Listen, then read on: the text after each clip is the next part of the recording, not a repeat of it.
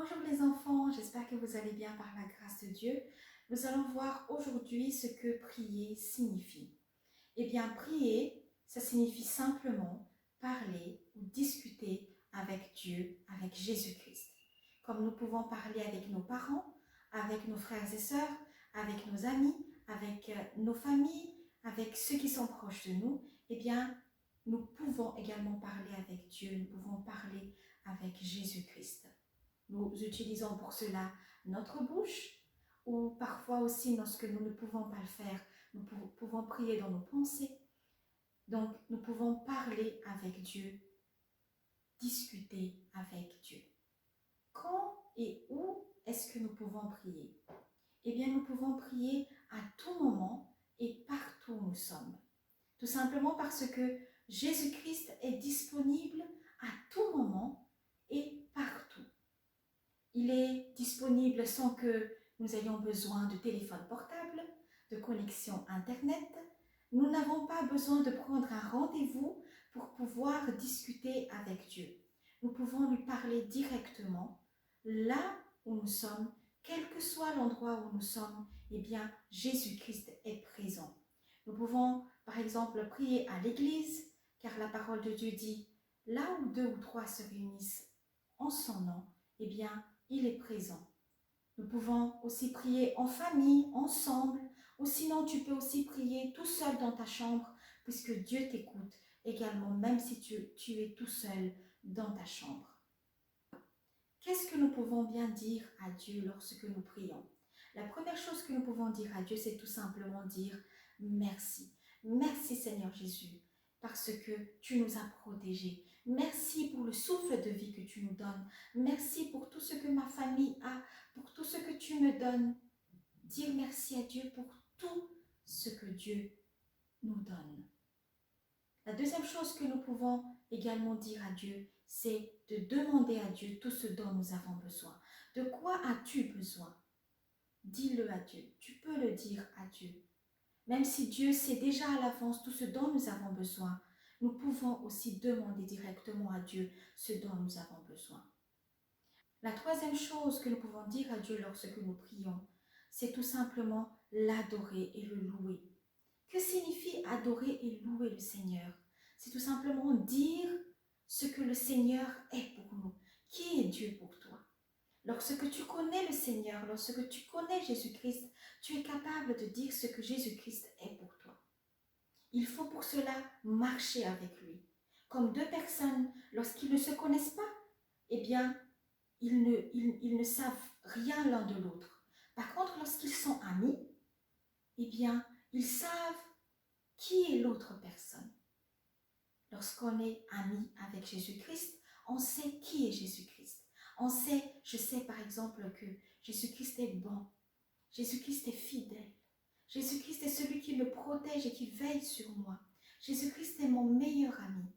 Jésus-Christ est puissant. Jésus-Christ est sur qui je peux m'appuyer à tout moment. Et des tas encore d'autres choses. Mais il faut d'abord que tu saches qui est Jésus-Christ pour toi. Et cela va te permettre de l'adorer et le louer. Autre chose que nous pouvons également dire à Dieu lorsque nous prions, c'est lui rappeler toutes ses promesses.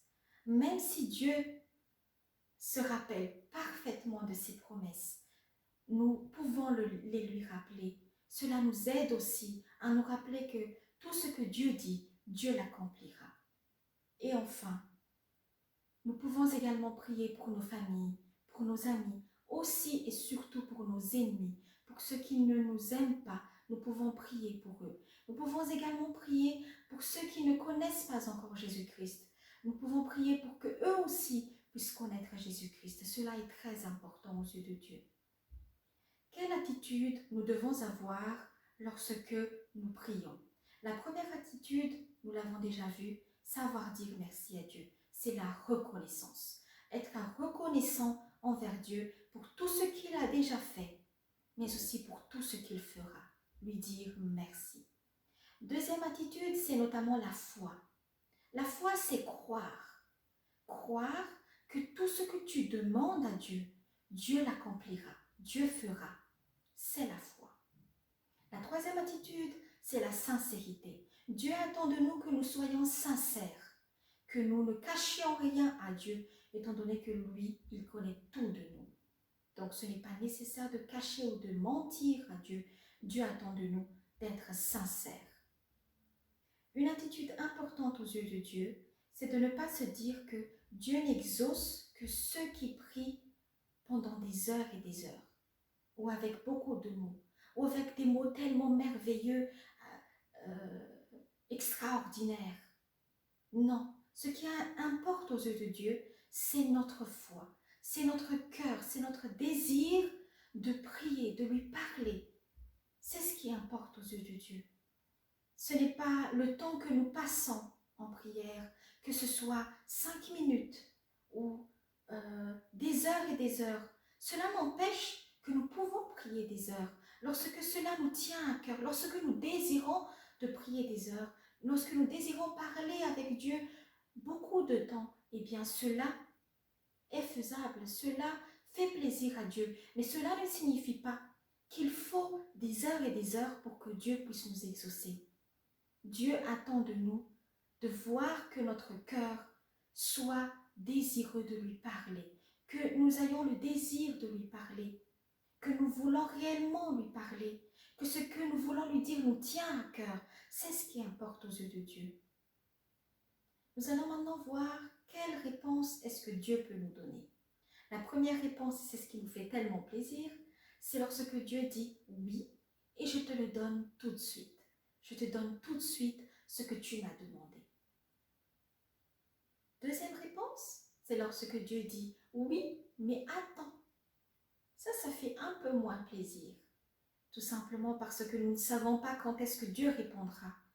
Eh bien, sache que parfois Dieu répond de cette manière, où il dit oui, mais attends, j'ai mon temps, je sais quand est-ce que je vais te donner ce que tu demandes, mais attends, patiente. La troisième réponse, c'est un non. Comme nous, quand on demande quelque chose à nos parents, ou on demande quelque chose à quelqu'un, il se peut que cette personne dise non, je ne vais pas te donner ce que tu demandes. Par exemple, si nous demandons à nos parents un couteau lorsque nous sommes encore trop petits, nous savons que nos parents savent que si nous prenons un couteau, nous pouvons nous blesser avec. Alors nos parents ne vont jamais nous donner un couteau si nous sommes encore trop petits. Eh bien, c'est pareil avec Dieu. Puisque nous sommes ses enfants, il sait ce qui est bon pour nous. Il sait ce qui est bon pour toi. Donc, si tu demandes quelque chose qui n'est pas bon pour toi ou qui n'est pas selon la volonté de Dieu, la réponse sera non. Et ne t'étonne pas pour cela. Sache tout simplement que Dieu t'aime. Que sa réponse, même si sa réponse est un non, ça ne signifie pas qu'il ne t'aime pas.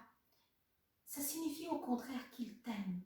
Voilà pourquoi il te dit non lorsque ce que tu demandes n'est pas bon pour toi ou ce que tu demandes n'est pas selon sa volonté. Une dernière chose, c'est qu'il se peut que Dieu ne réponde tout simplement pas. Quand est-ce que Dieu ne répond pas? Il ne dit ni non, ni oui. Lorsque nous péchons, lorsqu'il y a un péché dans notre vie, Dieu ne nous écoute pas. La parole de Dieu le dit clairement, que lorsque nous péchons, eh bien, il ne nous regarde même pas. Il ne nous écoute pas. Donc, c'est très important que quand tu pries, tu te remettes en question. Tu regardes si dans ta vie, il y a quelque chose qui ne correspond pas à la volonté de Dieu et que tu arranges ça, que tu demandes pardon à Dieu et que tu te répandes. Cela est très important pour que Dieu puisse t'écouter. Voilà, nous venons de voir ce que prier signifie.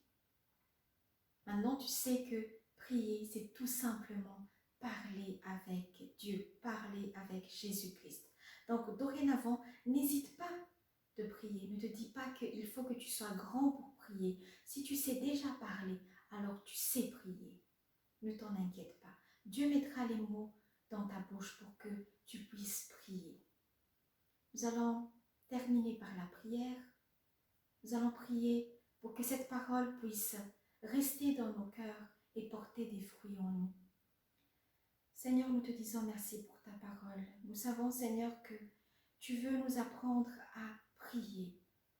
Tu veux nous apprendre, Seigneur, à te parler tout tout simplement. Merci Seigneur parce que tu es disponible pour nous à tout moment et où que nous soyons. Merci également Seigneur parce que tu nous rappelles que si nous avons un péché dans notre vie, tu ne nous écoutes pas. Alors aide-nous à chaque fois que nous prions de nous remettre en question Seigneur pour que tu puisses nous écouter. Garde cette parole Seigneur ancrée dans notre cœur à chacun pour que ta parole Seigneur puisse nous transformer. Et aide-nous également à transmettre cela Seigneur aux autres et que ton nom soit glorifié dans le nom puissant de Jésus-Christ. Amen. Voilà, que le Seigneur vous bénisse abondamment.